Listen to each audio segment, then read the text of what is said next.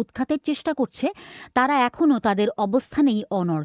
তারা বলেছে ৫ লাখ মানুষের এই শহরকে পদানত করা যাবে না, এটিকে অবরুদ্ধও করা যাবে না। দুই পক্ষের এই সংঘাতে আফ্রিকান ইউনিয়ন মধ্যস্থতার প্রস্তাব দিয়েছিল। ইউনিয়নের চেয়ারপারসন দক্ষিণ আফ্রিকার প্রেসিডেন্ট সিসিল রামাফোসা আফ্রিকার বিভিন্ন দেশের ৩ সাবেক রাষ্ট্রপ্রধানকে নিযুক্ত করেন মধ্যস্থতার জন্য। কিন্তু ইথিওপিয়ার প্রধানমন্ত্রী আবিই আহমেদের একজন মুখপাত্র জানিয়েছেন এদের সঙ্গে তিনি দেখা করবেন না। তিনি ৩ জনকে টিগ্রে অঞ্চলেও যেতে দেয়া হবে না বলে জানিয়েছেন। ইথিওপিয়া মনে করছে খুব শীঘ্রই তারা টিগ্রে অঞ্চলের নিয়ন্ত্রণ গ্রহণ করতে পারবে। শাহনাজ পারভীন। করোনা ভাইরাস মহামারীর কারণে বাংলাদেশে সিনেমা হলগুলোর ব্যবসায় যে সংকট তৈরি হয়েছে তার পরিপ্রেক্ষিতে হল মালিকরা বিদেশি সিনেমা, বিশেষ করে বলিউডের ছবি দেখানোর অনুমতি দেওয়ার দাবি তুলেছেন। মহামারীর কারণে দীর্ঘদিন বন্ধ থাকার পর মাসখানেক আগে বাংলাদেশের সিনেমা হলগুলো আবার খুলে দেওয়া হয়। কিন্তু হল মালিকরা বলছেন নতুন ছবি মুক্তি না পাওয়ায় দর্শকরা হলে ফিরছেন না। এই পরিস্থিতিতে হল মালিকরা বিদেশি সিনেমা আমদানির আবেদন করেছেন। বিস্তারিত শুনুন মুন্নি আক্তারের কাছে। করোনা ভাইরাসের প্রাদুর্ভাব কিছুটা কমে আসার পর স্বাস্থ্যবিধি মেনে এবং আসন সংখ্যা অর্ধেক খালি রাখার শর্তে গত ১৬ অক্টোবর থেকে সারা দেশে সিনেমা হলগুলো খুলে দেওয়ার ঘোষণা দেয় তথ্য মন্ত্রণালয়। তবে হল খুললেও সিনেমা মুক্তি পেয়েছে মাত্র হাতে গোনা দু-একটি, যেগুলো রাজধানী ঢাকার ব্লকবাস্টার সিনেমা হলগুলোতে চললেও চলছে না মফস্বল বা ছোট শহরগুলোতে, বলছিলেন বাংলাদেশ চলচ্চিত্র পরিচালক সমিতির সভাপতি মুশফিকুর রহমান গুলজার। একটা সিনেমা যেমন এখনো চলছে বিভিন্ন হলে, ওগুলো ৫০ বাতাস, এটি এমন ধরনের একটু সিনেমা সিনেপ্লেক্স বা ব্লকবাস্টার এরকম হলে এগুলো প্রদর্শনযোগ্য। আমাদের গ্রাম অঞ্চলের যে দর্শক বা আমাদের মফস্বলে বলতে আমরা যেটা বুঝি সেই দর্শকের জন্য এই ছবিটা না। চলচ্চিত্র শিল্পের সাথে জড়িতরা বলছেন দর্শক শূন্য হয়ে ৩০ থেকে ৪০টি সিনেমা হল বন্ধ হয়ে যাওয়ার ঝুঁকিতে রয়েছে। বাংলাদেশ চলচ্চিত্র প্রদর্শক সমিতির সহসভাপতি মিয়া আলাউদ্দিন বলেন, হল চালু রাখার মতো কন্টেন্ট বা সিনেমা মুক্তি পাচ্ছে না। এমন অবস্থায় 10টি বলিউড সিনেমা আমদানি করতে আবেদন করেছেন তারা। এর আগে দক্ষিণ এশীয় বাণিজ্য চুক্তি বা সাফটা চুক্তির আওতায় পুরনো বলিউড সিনেমা আমদানি করা হলেও সেগুলো ব্যবসা সফল হয়নি, যার কারণে নতুন সিনেমা আমদানির আবেদন করা হয়েছে, যা একই দিনে ভারত এবং বাংলাদেশে মুক্তি পাবে।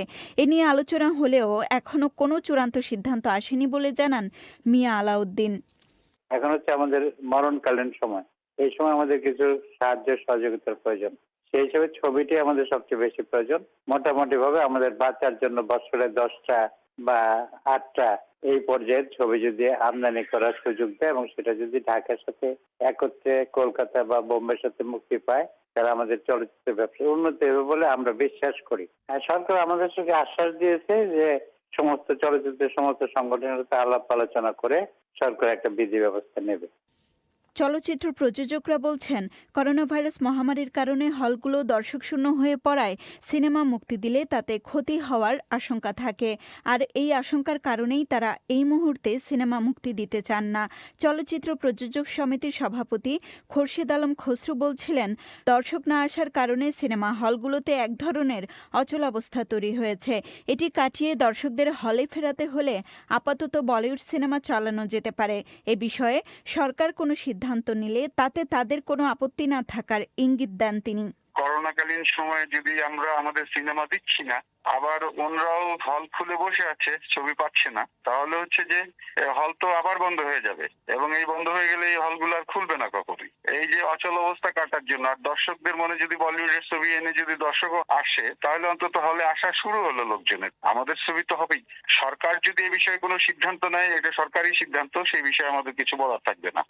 চলচ্চিত্র নির্মাতারা বলছেন, হলগুলোকে বাঁচিয়ে রাখতে হলে বিদেশি সিনেমা আমদানি করা হলেও নির্দিষ্ট কিছু বিধিনিষেধের আওতায় সেটি করতে হবে, যাতে করে দেশি সিনেমা ক্ষতিগ্রস্ত না হয়। এর মধ্যে রয়েছে, বলিউড সিনেমা এমন সময়ে আমদানি করা উচিত হবে না যখন দেশীয় কোনো সিনেমা মুক্তির অপেক্ষায় থাকবে। এছাড়া বছরে কতটি সিনেমা আমদানি করতে হবে তারও একটি সুনির্দিষ্ট তালিকা থাকতে হবে, এমনটা বলছিলেন বাংলাদেশ চলচ্চিত্র পরিচালক সমিতির সভাপতি মুশফিকুর রহমান গুলজার। কিছু নিয়মের মধ্যে দিয়ে যদি করা হয়, যদি বিধিনিষেধ আরোপ করে করা হয়, তাহলে আমি মনে করি না যে আমাদের কোনো ক্ষতি হবে। প্রথমত হচ্ছে যে অবাধে এটা আসা যাবে না। দ্বিতীয়ত হচ্ছে যে এটি কখন কিভাবে মুক্তি দেওয়া হবে যাতে করে আমাদের প্রতীক্ষিত ছবির যাতে কোনো ক্ষতি না হয়। কটা ছবি আমরা সিলেক্ট করব সেটির একটি নির্দিষ্ট পরিমাণ থাকতে হবে। বিদেশি চলচ্চিত্র আমদানির বিষয়ে তথ্য প্রতিমন্ত্রী ডক্টর মুরাদ হাসান বলেছেন, এ বিষয়ে চলচ্চিত্র সংশ্লিষ্টদের সাথে মৌখিক আলোচনা হয়েছে, কিন্তু এ নিয়ে কোনো লিখিত প্রস্তাব পাননি তারা। ভার্বালি এরা আলোচনা করে, কিন্তু এরকম অফিসিয়ালি আমাদের কাছে কোনো আমরা এরকম কোনো লিখিত আবেদন বা কোনো পাইনি, আমরা প্রপোজাল পাইনি। বাংলাদেশে বর্তমানে ৮৮টি সিনেমা হল চালু রয়েছে। ঢাকা থেকে মুন্নি আক্তার।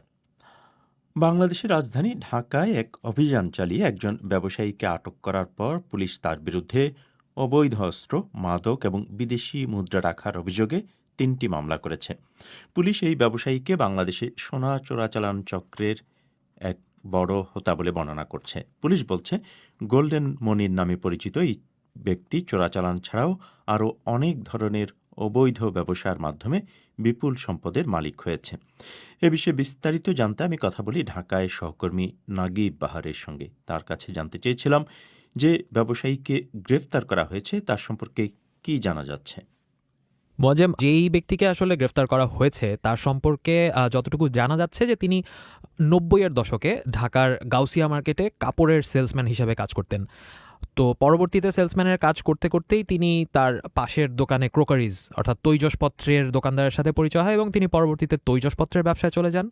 সেখান থেকে তিনি কসমেটিক্সের ব্যবসা শুরু করেন।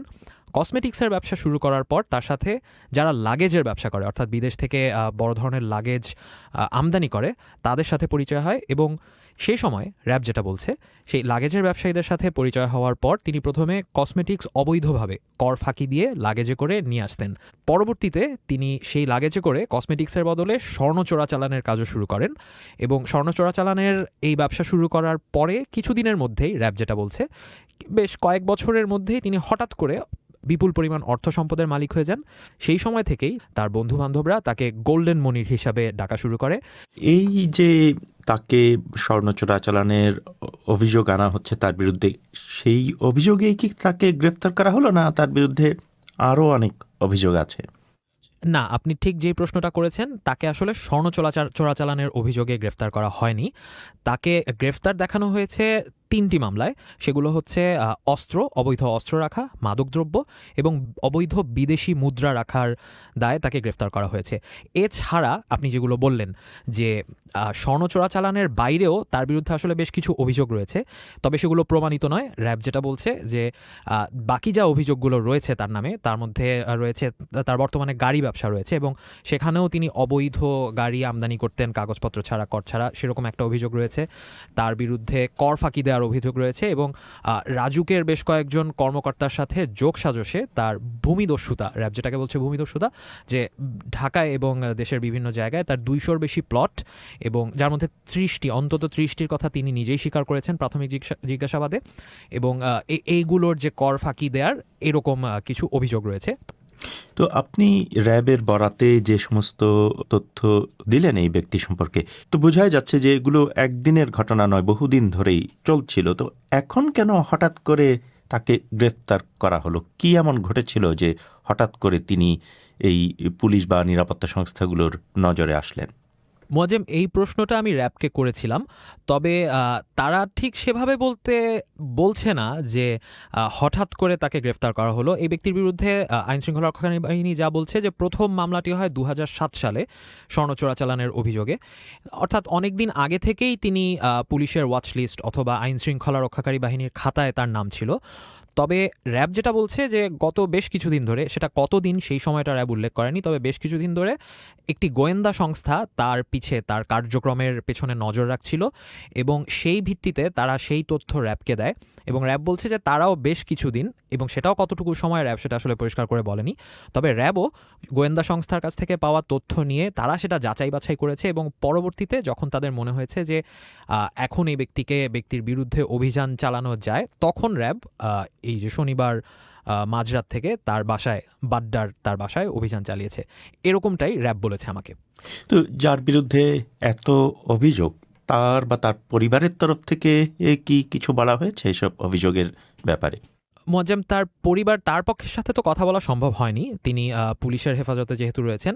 তবে এই বিষয়ে তার পরিবারের সাথে কথা বলে যতটুকু জানতে পেরেছি, পরিবারের সাথে আসলে তার পরিবারের সদস্যরা আসলে সেভাবে কথা বলেনি। তার ছেলের সাথে যতটুকু কথা বলা গেছে, তিনি শুধু দাবি করেছেন যে তার জানা মতে তার বাবা আসলে কোনো ধরনের অবৈধ ব্যবসা বা অবৈধ কার্যক্রমের সাথে জড়িত না, এতটুকুই তার পরিবারের পক্ষ থেকে জানা গেছে। ঢাকা থেকে বলছিলেন সহকর্মী নাগিব বাহার। আপনারা প্রবাহ শুনছেন বিবিসি লন্ডন থেকে। এবারে আজকের বাদবাকি বিশ্ব সংবাদ মিজানুর রহমান খানের কাছে। পাকিস্তানে সরকার বিরোধী আন্দোলনের কজন শীর্ষ নেতা নিষেধাজ্ঞা উপেক্ষা করে পেশোয়ারে একটি সমাবেশের প্রস্তুতি নিচ্ছেন। পাকিস্তান পিপলস পার্টির বিলওয়াল ভুট্টো জারদারি এবং পাকিস্তান মুসলিম লীগের মারিয়াম শরীফের এই সমাবেশে বক্তৃতা দেওয়ার কথা রয়েছে। এই সমাবেশ থেকে করোনা ভাইরাস সংক্রমণের বিস্তারের ঝুঁকি নিয়ে উদ্বেগ প্রকাশ করেছেন স্থানীয় কর্মকর্তারা। ডোনাল্ড ট্রাম্প এখনও বলছেন তিনি তার প্রতিদ্বন্দ্বী জো বাইডেনের বিজয়ের বিরুদ্ধে আইনি লড়াই চালিয়ে যাবেন। গুরুত্বপূর্ণ একটি অঙ্গরাজ্য পেনসিলভানিয়ায় একজন বিচারক মিস্টার ট্রাম্পের ভোট কারচুপির মামলা খারিজ করে দেওয়ার পরও তিনি দমছেন না। পেনসিলভানিয়ার ভোট প্রত্যয়ন প্রক্রিয়া আটকে দেওয়ার এ মামলাকে বিচারক ম্যাথিউ ব্রান ফ্রাঙ্কেনস্টাইনের দানব বলে বর্ণনা করে বলেছেন, কোনো প্রমাণ ছাড়া গোজামিল দিয়ে এসব মামলা করা হয়েছে। বিশ্বের ধনী দেশগুলোর জোট G20-র শীর্ষ বৈঠক আজ শেষ হচ্ছে। সৌদি আরব এবার ভার্চুয়াল এই বৈঠকের আয়োজক। দুদিনের বৈঠকের প্রধান আলোচ্য বিষয় ছিল করোনা ভাইরাস মহামারী এবং অর্থনীতিতে তার নানামুখী প্রভাব। জোটের নেতারা দরিদ্র দেশগুলোর জন্য কোভিড ভ্যাকসিন নিশ্চিত করা এবং এই মহামারীর কারণে সৃষ্ট সংকট নিরসনে এসব দেশকে সহযোগিতা করা নিয়ে কথা বলেছেন। আফগানিস্তানের পুলিশ জানিয়েছে রাজধানী কাবুলে দুটি বোমা হামলা হয়েছে। একটি ঘটনায় ট্যাক্সির নিচে চুম্বক দিয়ে বোমা আটকে রাখা হয়েছিল। এই হামলায় গাড়ির চালক আহত হয়। অন্য ঘটনায় সেনাবাহিনীর এক গাড়িতে টার্গেট করা হয়।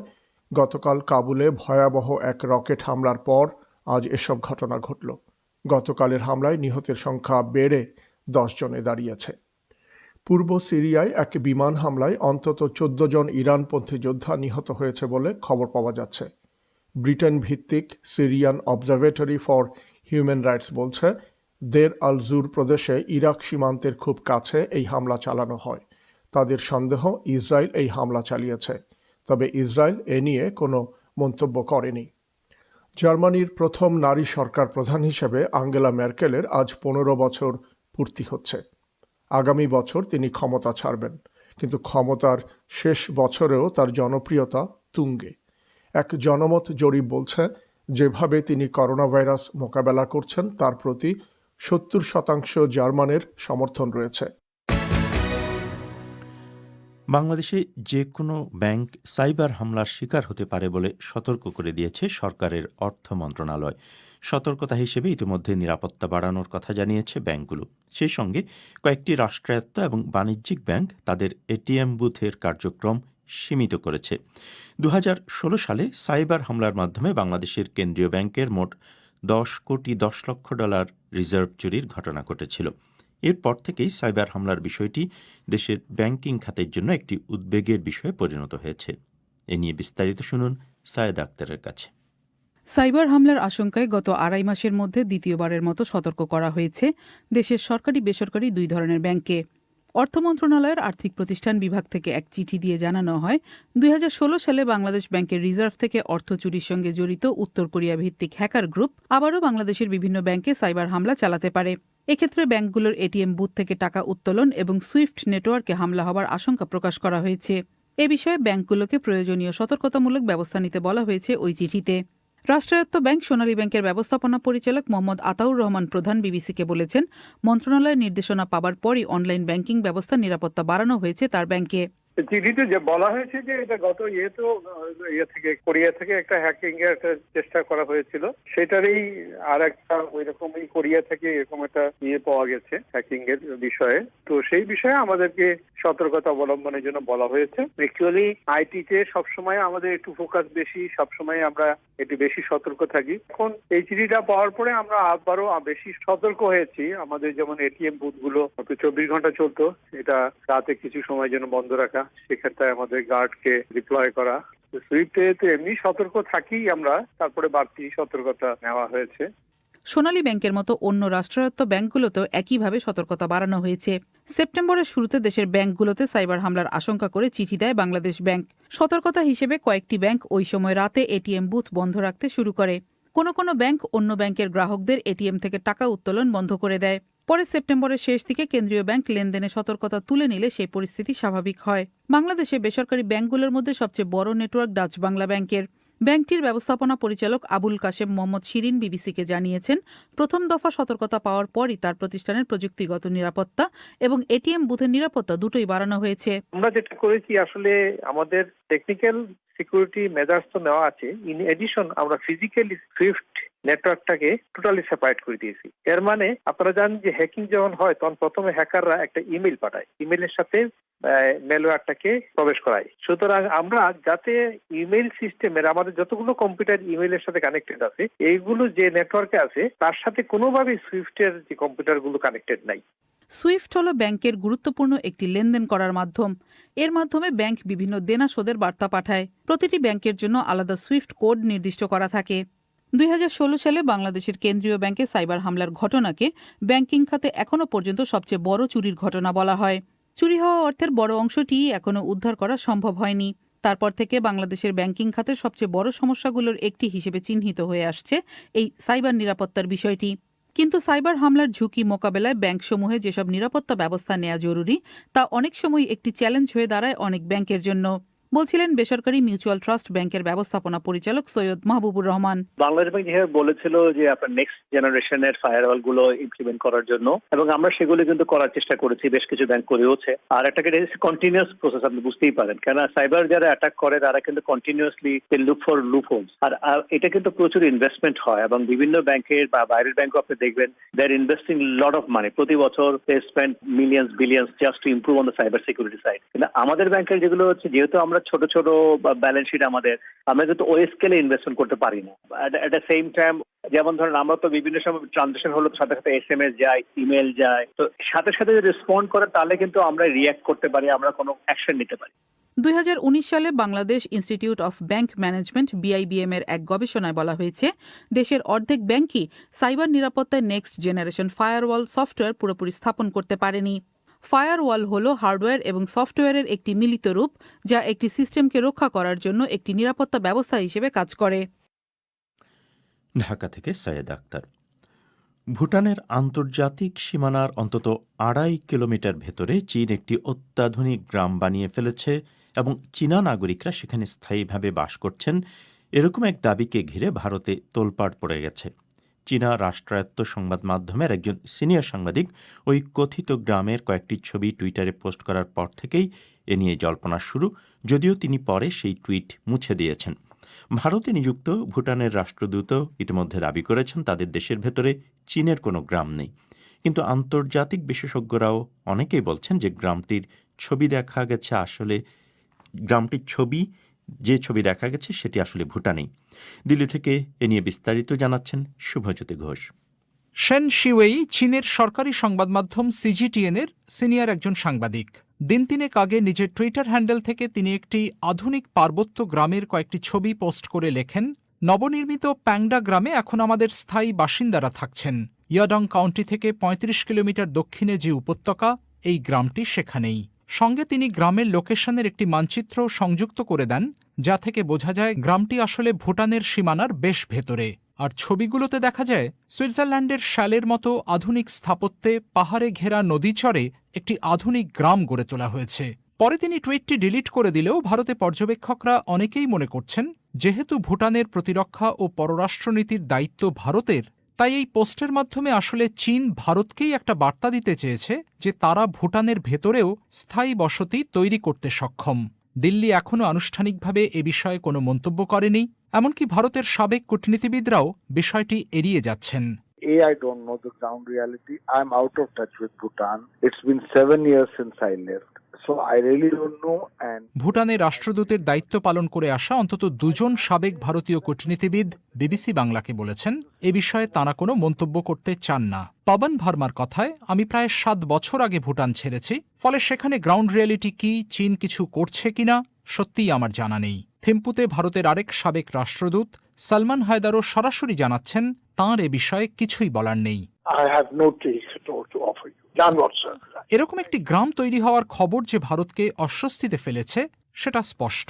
দিল্লিতে ভুটানের রাষ্ট্রদূত মেজর জেনারেল ভি নামগিয়েল অবশ্য এর মধ্যেই এক বিবৃতি দিয়ে জানিয়েছেন তাঁদের দেশের সার্বভৌম সীমানার মধ্যে চীনের কোনো গ্রাম নেই। সে দেশের দ্য ভুটানিজ পত্রিকার সম্পাদক তেনজিং লামসাংও টুইট করে বলছেন, চীন সীমান্তে সামান্য কোনো রাস্তা তৈরির চেষ্টা হলেও ভুটানের সেনারা সঙ্গে সঙ্গে তা রিপোর্ট করে থাকে। কিন্তু এক্ষেত্রে একটা আস্ত গ্রাম বানানোর কথা বলা হচ্ছে, অথচ সেনারা কিছু রিপোর্টই করেনি। ভুটানের পক্ষ থেকে বিষয়টা পুরোপুরি অস্বীকার করা হচ্ছে ঠিকই, কিন্তু দিল্লিতে নিরাপত্তা বিশেষজ্ঞ ব্রহ্ম চেলানি মনে করছেন গোটা বিষয়টাতে অবশ্যই ভারতের উদ্বিগ্ন হওয়ার উপাদান আছে। The Chinese encroachments in Bhutanese territory is in an area that has high strategic importance to India. The encroachment is clearly aimed against India.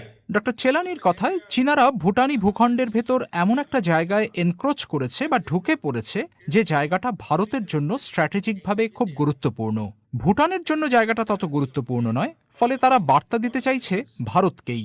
এর আগে নেপালেও সীমান্তের অন্তত 5টি জেলায় ঢুকে পড়ে চীন গ্রাম বানিয়েছে, সেখানে মেনল্যান্ড থেকে হান চাইনিজদের এনে বসানোর চেষ্টা করেছে। লাদাখ নেপালের পর এখন ভুটানেও যেটা তারা করছে সেটা হিমালয়ের পার্বত্য অঞ্চলে চীনের এক বৃহত্তর পরিকল্পনারই অংশ, যেখানে তারা নিজেদের নিয়ন্ত্রণ ও সীমানা সম্প্রসারিত করতে চায়। Part of a larger Chinese strategy in the Himalayas to expand its control and expand its frontiers. 3 বছর আগে ভারত, চীন, ভুটান এই 3 দেশের সীমানায় যে ডোকলাম উপত্যকায় ভারত ও চীনের সেনারা বেশ কয়েক মাস ধরে মুখোমুখি অবস্থানে ছিল, কথিত এই প্যাংডা গ্রামটি সেখান থেকে মাত্র 9 কিলোমিটার দূরে বলে ধারণা করা হচ্ছে। ক্যানবেরার একটি থিঙ্ক ট্যাঙ্কের সঙ্গে যুক্ত স্যাটেলাইট ইমেজারির বিশেষজ্ঞ নাথান রুসার একাধিক উপগ্রহ চিত্র পোস্ট করে দাবি করেছেন এই এলাকাটি শুধু ডোকলামের কাছেই নয়, ভুটানের স্বীকৃত ভূখণ্ডের অন্তত 2.5 কিলোমিটার ভেতরে।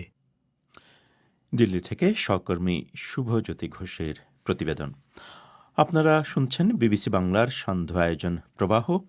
এবারে সোশ্যাল মিডিয়ায় আজকের আলোচিত ঘটনাবলীর বিস্তারিত শোনা যাক সহকর্মী নাগিব বাহার এবং রায়হান মাসুদের কাছে। ধন্যবাদ মুয়াজ্জেম।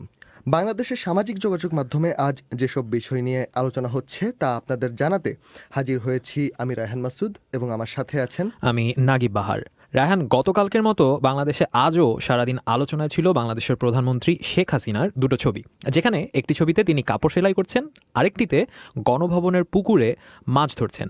বাংলাদেশের একজন প্রতিমন্ত্রী জুনায়েদ আহমেদ পলক এমন দুটো ছবি ফেসবুকে শেয়ার করার পর এগুলো আসলে মানুষের নজরে এসেছে। এ নিয়ে বিভিন্ন ধরনের মন্তব্য এসেছে, যার মধ্যে বেশ কিছু নেতিবাচক মন্তব্য আছে, আবার ইতিবাচক মন্তব্য রয়েছে। মিরাজ নাইক বলছেন, মৌলবাদীদের আস্ফালনে আপনাদের কোনো আওয়াজ নেই কেন? মুস্তাফিজুর আহমেদ মজুমদার বলছেন, উনার মতো নেত্রী আছে বলেই বাংলার মানুষ স্বপ্নের পদ্মা সেতু দেখছে, মেট্রোলের মতো যাতায়াত সুবিধা পেতে পারে, পারমাণবিক বিদ্যুৎ কেন্দ্রে উৎপাদিত বিদ্যুতের সুবিধা পাবার স্বপ্ন দেখে। আচ্ছা নাগিব, শীতকাল কি খানিকটা অনুভব করছেন? হালকা কি একটা ছোঁয়া দিয়ে যাচ্ছে? হ্যাঁ রায়হান, গত কয়েকদিন ধরে রাতে আর ভোরের দিকে বেশ কুয়াশা দেখা যাচ্ছে। গত 2 দিন তো ঢাকা শহর পুরোটাই কুয়াশাচ্ছন্ন ছিল। এ নিয়ে গেটি ইমেজে কিছু ছবিও দেখা গেছে বাংলাদেশের রাজধানী ঢাকা ও এর আশেপাশের। বিবিসি বাংলার ফেসবুক পাতায় একটি ছবি পোস্ট করা হলে নানা ধরনের মন্তব্য এসেছে সেখানে। মোহাম্মদ আলামিন খান আজ সকালে লিখেছেন, শুভ সকাল বিবিসি বাংলা, আজ রবিবার, কুয়াশায় মেঘলাচ্ছন্ন আকাশ, সবাইকে সুপ্রভাত, আজকের দিনটা সবার ভালো কাটুক। আলামিন নামের আরও একজন লিখেছেন, বাংলাদেশের শীতকাল আর ইউরোপ আমেরিকার গরমকাল প্রায় একই কথা, তবে গ্রামের হিসেব ভিন্ন। এগুলোর বাইরে করোনা ভাইরাস নিয়েও অন্যান্য দিনের মতো উদ্বেগ দেখা গেছে মানুষের মনে সোশ্যাল মিডিয়ায়। ইশতিয়াক আহমেদ নামে একজন মন্তব্য করেছেন, এই শীতে করোনা ভাইরাসের উপদ্রব আরও বাড়তে পারে, আমরা যখন ঘর থেকে বের হব প্রয়োজনীয় কাজে তখন অবশ্যই মাস্ক পরিধান করব। ওদিকে আরও একটি খবর রায়হান আজ সামাজিক যোগাযোগ মাধ্যমে আলোচনায় ছিল, সেটা দেখেছেন নিশ্চয়ই। সেটি হচ্ছে জ্বলন্ত সিগারেট হাতে ধরে এক যুবক ঘুমিয়ে পড়েন এবং সেই সিগারেটের আগুনে প্রথমে তার বালিশ পড়ে, এরপর মশারিতে আগুন ধরে এবং সবশেষে তিনি, তার স্ত্রী এবং তার সন্তান দগ্ধ হন। চিকিৎসাধীন অবস্থায় গতকাল শনিবার রাতে শেখ হাসিনা জাতীয় বার্ন ও প্লাস্টিক সার্জারি ইনস্টিটিউটে তিনি মারা যান। হাসপাতালে চিকিৎসাধীন আছেন তার স্ত্রী ও কন্যা। এ নিয়ে বিভিন্ন রকম মন্তব্য দেখা গেছে সোশ্যাল মিডিয়ায়। শাহজিদা নাজনীন সুরভি মন্তব্য করেছেন, সিগারেট খাওয়ার দরকারটা কি, তাও আবার এত আয়াস করে, নিজেও মরল আরেকজনকে নিয়েও মরল। আরিফুর রেজা রিয়াদ বলছেন, বলতে যদিও কষ্ট লাগছে তবুও বলতে হয়, যেমন কর্ম তেমন ফল। এম এ মামুন লিখেছেন, ধূমপান সহ সকল মাদক নিষিদ্ধ করা হোক ও এর বিরুদ্ধে কঠোর ব্যবস্থা নেওয়া হোক। এর পাশাপাশি বনানীর টিএনটি কলোনিতে আগুন লাগা নিয়েও বেশ আলোচনা ছিল সোশ্যাল মিডিয়ায়। রাজধানীর বনানী আনসার ক্যাম্পের সামনে টিএনটি কলোনিতে আজ দুপুরে অগ্নিকাণ্ডের ঘটনা ঘটেছে। এরপর ফায়ার সার্ভিসের 8টি ইউনিটের চেষ্টায় আগুন নিয়ন্ত্রণে আসে। তবে কিভাবে আগুনের সূত্রপাত হয় তা এখনও নিশ্চিত হওয়া যায়নি। এখন পর্যন্ত কোনো আহত বা নিহতের খবরও পাওয়া যায়নি। মোহাম্মদ করিম হোসেন নামের একজন ফেসবুকে লিখেছেন, তাড়াতাড়ি নেভানোর ব্যবস্থা করেন, না হয় পরে বলবেন কড়াইল বস্তিতে লেগে গেছে আগুন, আমাদের কিছু করার নেই। আশিক রহমান লিখেছেন, বনানীতে নিয়মিত আগুন লাগছে, এর কি কোনো ব্যাখ্যা আছে? আরও একটি খবর আজ সোশ্যাল মিডিয়ায় বেশ আলোচনায় ছিল। গাছের পাতা দিয়ে সুর তুলে মুগ্ধতা ছড়ান ঝিনাইদহের মুখলেসুর। এলাকায় পরিচিতি এক পাতার বাঁশিওয়ালা হিসেবে। এ নিয়ে বেশ কিছু মন্তব্য এসেছে। জান্নাত সরকার লিখেছেন, সত্যি অসাধারণ হয়েছে, প্রতিভা আছে বলতে গেলে। অপন শাক লিখেছেন, তিনি পাতা দিয়ে যে বাঁশির সুর তুলেছেন তা সত্যি অসাধারণ, তার বাঁশির সুর খুবই করুণ। আর মোহাম্মদ রবিন মৃধা লিখেছেন, ছোটবেলা থেকে আমার অনেক শখ ছিল বাঁশি বাজানোর, কিছুটা শিখেছি, পরে আর হয়নি। যা হোক, অসাধারণ প্রতিভা উনার। সামাজিক যোগাযোগের মাধ্যমে নানা বিষয় নিয়ে আলোচনা আজ এ পর্যন্তই। ধন্যবাদ সবাইকে। সোশ্যাল মিডিয়ায় আলোচিত ঘটনার বিস্তারিত শুনছিলেন সহকর্মী রায়হান মাসুদ এবং নাগিব বাহারের কাছে। শেষ করার আগে আবারও সংবাদ শিরোনাম। ইথিওপিয়ার সেনাবাহিনী টিগ্রে অঞ্চলের রাজধানী ট্যাঙ্ক দিয়ে ঘিরে সেখানে গোলাবর্ষণের হুঁশিয়ারি দিয়েছে। আফ্রিকান ইউনিয়নের মধ্যস্থতার প্রস্তাব তারা প্রত্যাখ্যান করেছে। বাংলাদেশের সিনেমা হলগুলো তাদের ব্যবসা বাঁচাতে ভারতীয় ছবি আমদানির অনুমতি চাইছে। বিবিসি থেকে বাংলায় আমাদের পরবর্তী অনুষ্ঠান পরিক্রমা আজ রাতেই, বাংলাদেশ সময় রাত 10:30 আর ভারতে রাত 10টায় শুনবেন আশা করি। সে পর্যন্ত এখানেই বিদায় চাইছি আমি, Moazzem Hossain.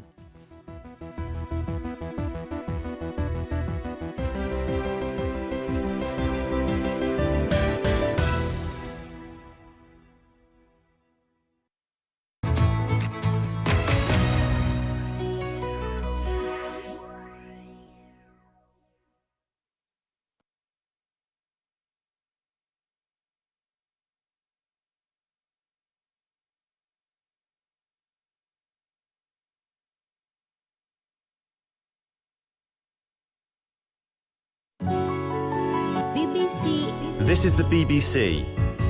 There are no programmes on this channel at present. Details of all our services are at bbcworldservice.com.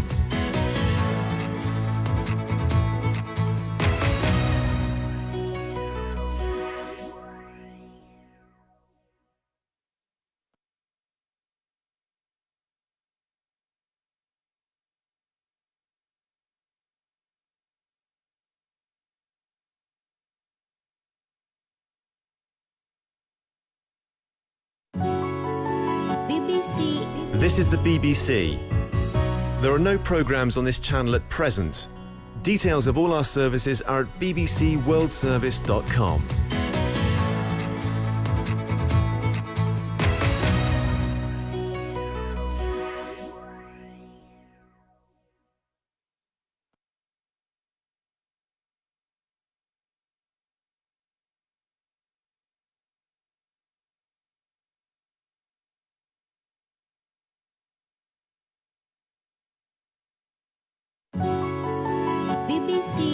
This is the BBC.